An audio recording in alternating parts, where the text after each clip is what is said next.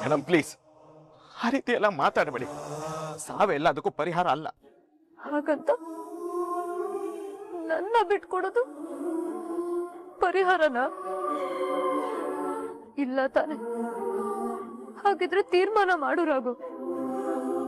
ನನ್ನ ಬಿಟ್ಟು ಬದುಕ್ತ್ಯಾ ಅಥವಾ ನನಗ್ ಸಾಯೋದಕ್ಕೆ ಅವಕಾಶ ಮಾಡಿ ಕುಟುಂಬದವ್ರ ಜೊತೆ ಬದುಕ್ತ್ಯಾ?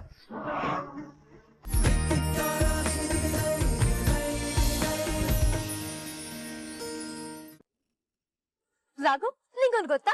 ರಾಯ್ ತುಂಬಾ ಖುಷಿಯಿಂದ ಇದನ್ನ ರೆಡಿ ಮಾಡ್ಸ್ಕೊಂಡ್ ಬಂದು ನನಗೆ ಗಿಫ್ಟ್ ಕೊಟ್ಟ. ಇಲ್ಲಿ ನೋಡು ಎಷ್ಟು ಚೆನ್ನಾಗಿದೆ.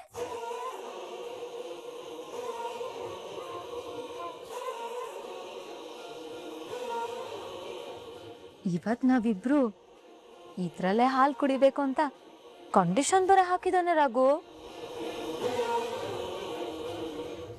ಆಮೇಲೆ ಸಂಗೀತ, ನೀನೇ ನೆನ್ಪು ಮಾಡ್ಕೊಂಡು ಇದ್ರಲ್ಲೇ ಹಾಲು ಹಾಕೊಡ್ಬೇಕು. ಅಯ್ಯೋ, ಯಾಕೆಲ್ರು ಹೀಗ್ ನಿಂತಿದ್ದೀರಾ? ಏನಾದ್ರೂ ಮಾತಾಡಿ. ಮೇಡಮ್, ಮೊದಲು ನೀವು ಮಾತು ನಿಲ್ಲಿಸ್ತೀರಾ?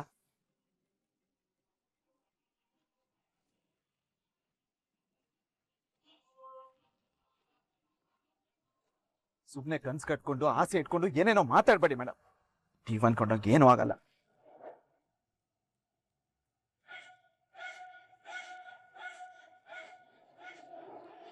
ತಮಾಷೆ ಮಾಡ್ತಿದ್ಯಾ ರಾಘು? ಮನೆಯವರೆಲ್ಲ ಒಪ್ಪಿ ನಮ್ಮಿಬ್ರು ಸಂಸಾರ ಶುರು ಮಾಡಿಸ್ಬೇಕು ಅಂತ ನಿಂತಿದ್ದಾರೆ. ಈಗ ನೀನ್ ಈ ತರ ಮಾತಾಡ್ತಿದ್ಯಾ? ಏನಾಯ್ತು ರಾಘು? ಮೇಡಮ್ ಪ್ಲೀಸ್, ಯಾವ ಸಂಸಾರನೂ ಶುರು ಆಗ್ತಿಲ್ಲ, ಆಗೋದು ಇಲ್ಲ.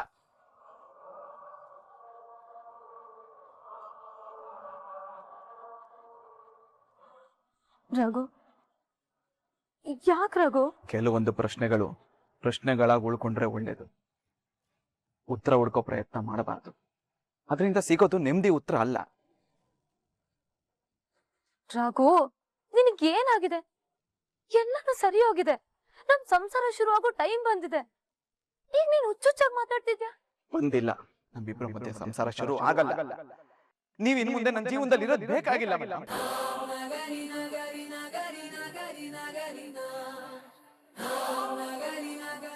ಯಾಕೆ ರಾಘು ಏನೇನೋ ಮಾತಾಡ್ತಿದ್ಯಾ? ಯಾಕೆಂದ್ರೆ ಇವತ್ತಿಗೆ ನಮ್ಮಿಬ್ರ ಮಧ್ಯೆ ಇದ್ದ ಸಂಬಂಧ ನೆಗೆದು ಬಿದ್ದು ಹೋಯ್ತು, ಅದಕ್ಕೆ.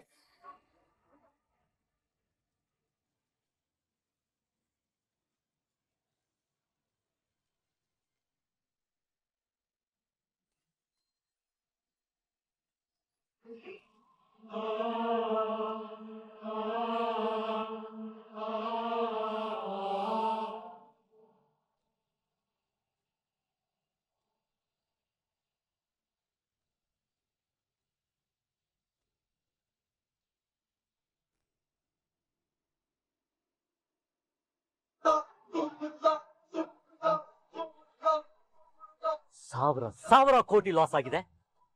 ಫೋನ್ ಮಾಡಿದ್ರೆ ಒಬ್ರು ಬೇವ್ಕೂಫ್ಗಳು ಫೋನ್ ಎತ್ತಲ್ಲ.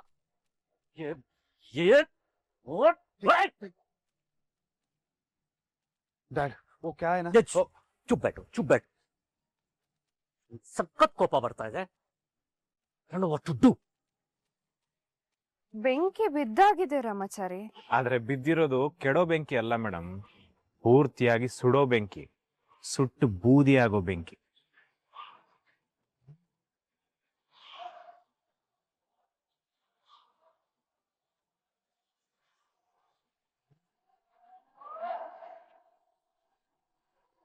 ಅಂಕಲ್, ನೀವೇನೋ ಟೆನ್ಷನ್ ಇದ್ದೀರಾ ಅನ್ಸುತ್ತೆ.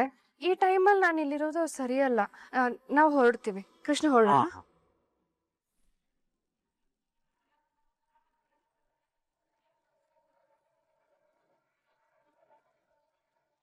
ಸರ್, ಅರ್ಜೆಂಟಾಗಿ ಬರಕ್ ಹೇಳಿದ್ರಿ? ಅಂಕಲ್, ನಿಮ್ದೇನೋ ಪರ್ಸ್ನಲ್ ಆಗಿ ಮಾತಾಡೋದಿರುತ್ತೆ, ನಾನು ಡಿಸ್ಟರ್ಬ್ ಮಾಡಲ್ಲ. ಕೃಷ್ಣ, ಹಾ ಮೇಡಮ್, ನಾವು ಹೊರಡೋಣ. ಹಾ ಅಲ್ಲ ಮೇಡಮ್, ನೀವು ವಿವೇಕ್ ಸರ್ ಜೊತೆ ಒಂದ್ ಸ್ವಲ್ಪ ಟೈಮ್ ಸ್ಪೆಂಡ್ ಮಾಡಬೇಕು ಅಂತ ಹೇಳ್ಬಿಟ್ಟು ಬಂದಿದ್ರಲ್ಲ.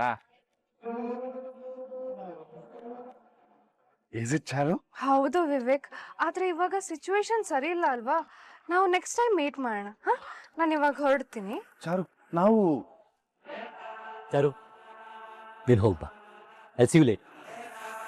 ಬಾಯ್ ವಿವೇಕ್.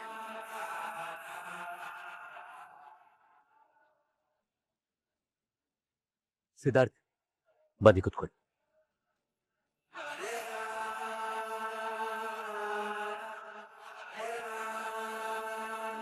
ಸಿದ್ಧಾರ್ಥ್ ये क्या हो रहा है? ಏನ್ ಸರ್? ನಿನ್ ಗೊತ್ತೇ ಇಲ್ದೋರ್ ತರ ಮಾತಾಡ್ತಿದ್ಯಾ? ಮೇರಾ 20 ಲಾರಿ ಸೀಸ್ हो गया है. ಸರ್, ಆ ಮೂಡ್ ಬಿದ್ರಲ್ಲಿ ಸೀಸ್ ಆಗಿರೋದು ನಿಮ್ ಲಾರಿಗಳ ಸರ್? ಎಸ್, ಅದೆಲ್ಲ ನಮ್ದೇ. ಅದು ನಮ್ಗೆ ಗೊತ್ತಾಗಲ್ಲ ಸರ್. ನಮಗೂ ಈಗಲೇ ಇನ್ಫಾರ್ಮೇಶನ್ ಬಂದಿತ್ತು ಹಮಾರ ಮಾಲ್ ಸಬ್ ಸೀಸ್ हो गया ಅಂತ. ನಿಮ್ಗೆ ಏನು ಗೊತ್ತಿಲ್ಲ ಅಂದ್ರೆ ये कैसे पॉसिबल है?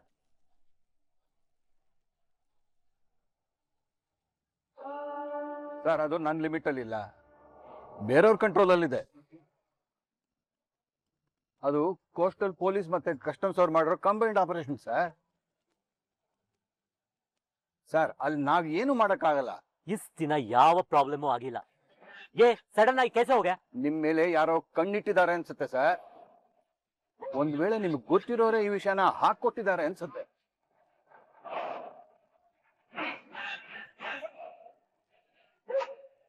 ನಮ್ಮವರ ಅಂದ್ರೆ ಕಾನ್? ಸರ್, ಅದನ್ನ ನೀವೇ ಕಂಡಿಡ್ಕೋಬೇಕು. ಡಿಪಾರ್ಟ್ಮೆಂಟ್ ಅವ್ರಿಗೆ ಏನಾದ್ರು ಸ್ವಲ್ಪ ಕ್ಲೂ ಸಿಕ್ಬಿಟ್ರೆ ಅದನ್ನ ಹಿಡ್ಕೊಂಡು ನಿಮ್ ಪೂರ್ತಿ ಜಾಲನೆ ಕಂಡಿಡಿದು ಬಿಡ್ತಾರೆ. Be careful sir. ಮೇಡಮ್, ನೀವ್ ಯಾಕೆ ನನ್ನ ಪರಿಸ್ಥಿತಿನ ಅರ್ಥ ಮಾಡ್ಕೋತಿಲ್ಲ? ನೀನ್ ಯಾಕೆ ನನ್ ಮನ್ಸನ್ನ ಅರ್ಥ ಮಾಡ್ಕೋತಿಲ್ಲ? ನೋಡು ರಘು, ನನ್ ಮಾತ್ ಕೇಳು. ನಾನ್ ಹೇಳೋದನ್ನ ಸ್ವಲ್ಪ ಸಮಾಧಾನವಾಗಿ ಕೇಳಿಸ್ಕೊ. ಗಂಡನಿಗೆ ಹೆಂಡತಿ, ಕುಟುಂಬ ಎರಡೂ ಜೀವನದ ಭಾಗನೇ. ಒಂದನ್ನ ಮರ್ತು ಇನ್ನೊಂದನ್ನ ಆರಿಸ್ಕೊಂಡ್ರೆ ನೆಮ್ಮದಿಯಾಗಿ ಬದುಕಕ್ ಆಗಲ್ಲ. ಅಂತ ಕೆಲ್ಸ ಮಾಡೋದು ನ್ಯಾಯನೂ ಅಲ್ಲ. ಏಯ್, ಏನೇ ನನ್ ಮಗನ್ ತಲೆ ಕೆಡಿಸ್ತಾ ಇದ್ಯೋ? ಮೊದ್ಲು ಆಚೆ ಬರೇ. ಏ ರಾಘು, ರಾಘು, ಹಾ ಚಿಕ್ಕಮ್ಮ. ಒಂದ್ಸಲ, ಒಂದೇ ಒಂದ್ಸಲ ನನ್ ಬಗ್ಗೆ ಯೋಚನೆ ಮಾಡು. ನನ್ ಮುಖ ನೋಡ್ ಮಾತಾಡು.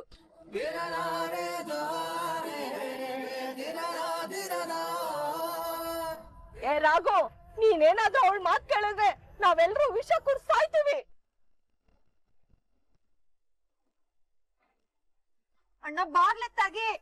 ಚಿಕ್ಕಮ್ಮ, ನಾನ್ ನಿಮಗ್ ಮಾತು ಕೊಟ್ಟಿದ್ದೀನಿ ತಾನೆ? ಹಾಗೆ ನನಗ್ ಮನ್ಸ್ ಕೊಟ್ಟಿದ್ದೆ ರಘು. ಅಂದ್ಮೇಲೆ ನೀನ್ ನನ್ ಜೊತೆಲೆ ಬದುಕ್ಬೇಕು, ಇಲ್ಲಾಂದ್ರೆ ನಾನೇ ವಿಷ ಕೂಡ ಸಾಯ್ತೀನಿ.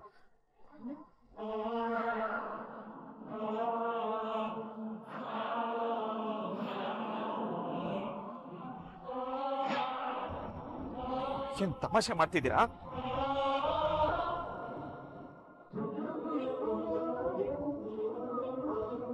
ಇಲ್ಲ ರಘು, ನಿನ್ನ ಬಿಟ್ಟು ಬದುಕೋದಕ್ಕಾಗಲ್ಲ.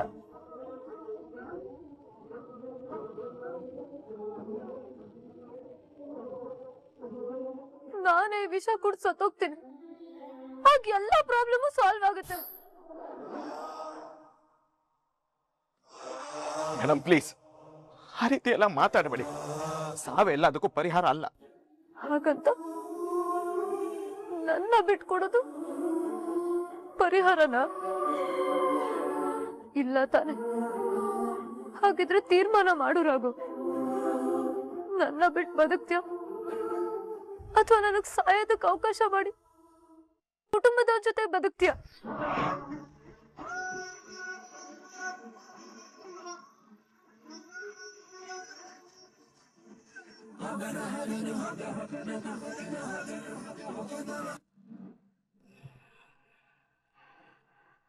ರಾಮಾಚಾರಿ, ನಾನು ಹೇಳಿಲ್ವಾ ಒಳ್ಳೆಯವರಿಗೆ ಒಳ್ಳೇದೇ ಆಗೋದು ಅಂತ? ಯಾವ್ದ್ರ ಬಗ್ಗೆ ಮಾತಾಡ್ತಿದ್ದಾರೆ ಚಾರು ಮೇಡಮ್? ಅದೇ ರಾಮಾಚಾರಿ, ರಾಘು ಜಾನ್ಸಿ ಇಬ್ರು ಲೈಫಲ್ಲಿ ಏನಾದ್ರು ತೊಂದರೆ ಆಗ್ಬಿಡುತ್ತೆ ಅಂತ ಟೆನ್ಷನ್ ಆಗಿದ್ದಲ್ಲ, ಈಗ ನೋಡು ಅಂತದ್ದೇನೂ ಆಗಿಲ್ಲ, ಎಲ್ಲಾನು ಒಳ್ಳೇದೇ ಆಗ್ತಾ ಇದೆ. ಅಲ್ಲ, ಏನ್ ಹೇಳ್ತಾ ಇದ್ದೀರಾ ಚಾರು ಮೇಡಮ್? ಹೌದು ರಾಮಾಚಾರಿ, ಅವ್ರಿಬ್ರಿಗೂ ಇವತ್ತು ಫಸ್ಟ್ ನೈಟಿಗೆ ಅರೇಂಜ್ ಮಾಡ್ತಿದಾರಂತೆ. ಹೌದಾ? ತುಂಬಾ ಸಂತೋಷ ಆಗ್ತಾ ಇದೆ. ನಾನು ಹೇಳ್ದೆ ತಾನೆ ಅಂತದ್ದೇನೂ ಆಗಲ್ಲ ಅಂತ, ನೀನೆ ಸುಮ್ಮನೆ ಟೆನ್ಷನ್ ಮಾಡ್ಕೊಂಡೆ. ಅವಾಗ ನನ್ಗೆ ಅನ್ಸ್ತು ಚಾರು ಮೇಡಮ್, ಆದ್ರೂ ಇದನ್ನೆಲ್ಲ ಮೀರಿ ನಮ್ಗಳೆಲ್ಲರ ಮೇಲೆ ಅವನೊಬ್ಬ ಇದಾನಲ್ಲ, ಅವನ ದಯೆ ಒಂದಿದ್ರೆ ಸಾಕು, ಎಲ್ಲ ಬದಲಾಗುತ್ತೆ, ಎಲ್ಲ ಒಳ್ಳೇದು ಆಗತ್ತೆ. ಹೌದು ರಾಮಾಚಾರಿ, ನೀನ್ ಹೇಳಿದ್ ನಿಜ. ಎಲ್ಲ ದೇವ್ರ ಆಶೀರ್ವಾದನೆ. ಏನು ಗಂಡ ಹೆಂಡತಿ ಇಬ್ರು ಏನೋ ಗಂಭೀರವಾಗಿ ಚರ್ಚೆ ಮಾಡ್ತಿದ್ದೀರಾ? ಏನಿಲ್ಲಮ್ಮ, ಅದು ನಮ್ ಚಾರು ಮೇಡಮ್ಗೆ ಸೀಮಂತ ಮಾಡಿದ್ರಲ್ಲ ರಾಘು ಜಾನ್ಸಿ, ಹ್ಮ್. ಅವ್ರಿಬ್ರಿಗೂ ಮದ್ವೆ ಮಾಡ್ಸಿದ್ ನಾನೇಮ್ಮ. ಆದ್ರೂ ಅವ್ರ ಜೀವನದಲ್ಲಿ ಇಲ್ಲಿ ತನಕ ಒಂದು ಸಣ್ಣ ಪುಟ್ಟ ಸಮಸ್ಯೆಗಳಿತ್ತಂತೆ. ಆದ್ರೆ ಈಗ ಎಲ್ಲ ಸರಿ ಆಗಿದೆಯಂತೆ. ಸಂತೋಷಮ್ಮ. ನಿಜ ಹೇಳ್ಬೇಕಂದ್ರೆ ನಿನ್ ಸೀಮಂತನ ನಾವು ಮುಂದೆ ನಿಂತು ಮಾಡ್ಬೇಕಿತ್ತು. ಆದ್ರೆ ಆ ಮಕ್ಕಳು ಒಬ್ರು ಅಚ್ಚುಕಟ್ಟಾಗಿ ನೆರವೇರಿಸ್ಕೊಟ್ರು.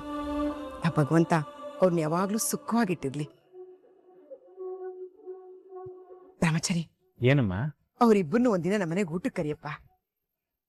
ನನ್ನ ಮಕ್ಕಳಿಗೆ ಇಷ್ಟು ಖುಷಿ ಕೊಟ್ಟವ್ರಿಬ್ರಿಗೂ ನನ್ ಕೈಯಾರೆ ಅಡಿಗೆ ಮಾಡಿ ಬಡಿಸ್ಬೇಕು ಅಂತ ಆಸೆ ಕಣೋ.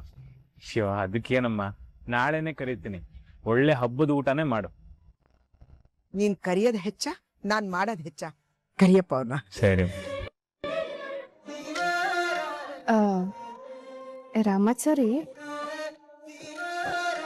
ಅದು ಅದು ಅಯ್ಯೋ ರೀ, ಅದು ಅನ್ನೋದನ್ನ ಬಿಟ್ಟು ಮುಂದೆ ಬನ್ನಿ, ವಿಷಯ ಏನ್ ಹೇಳಿ. ಅದು ಇವತ್ತು ರಾಘುದು ಜಾನ್ಸಿದ್ದು ಫಸ್ಟ್ ನೈಟ್ ಅಂತೆ. ಹೌದು, ಅದನ್ನಾಗ್ಲೇ ಹೇಳಿದ್ರಲ್ಲ.